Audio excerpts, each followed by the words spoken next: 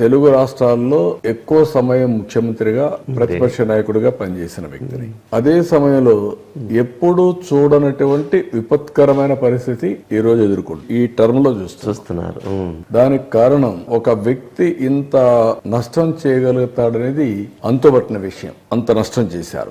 ఏది కూడా ఒక అభివృద్ధి జరగాలన్నా సంక్షేమం జరగాలన్నా కొన్ని విధానాలు ఉంటాయి. ప్రభుత్వం అనేది స్వాతంత్రం వచ్చిన తర్వాత దగ్గర 78 సంవత్సరాలుగా అనేక రకాలుగా ఇంప్రూవ్మెంట్స్ చేసుకుంటూ ప్రజలకు మెరుగైన పాలన, మెరుగైన సంక్షేమం ఇవ్వడానికి కార్యక్రమాలు చేపట్టారు. అదే మనం సుపరిపాలన అంటాం. కానీ ఒక వ్యక్తి అన్ని వ్యవస్థలను కుప్పగూల్చే పరిస్థితి వచ్చి ఒక 20 సంవత్సరాలు తిరిగి కోలుకోలేని దెబ్బతీశారు రాష్ట్రాన్ని, ప్రజా జీవితాలు.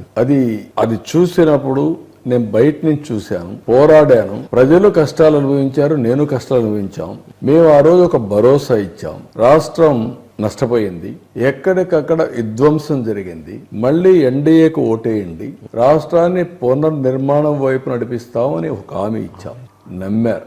ఇష్యూ ఎంత సివియర్ గా ఉంది అనేదానికి ఉదాహరణ, తెలుగుదేశం ఎన్నో అద్భుతమైన విజయాలు సాధించాం.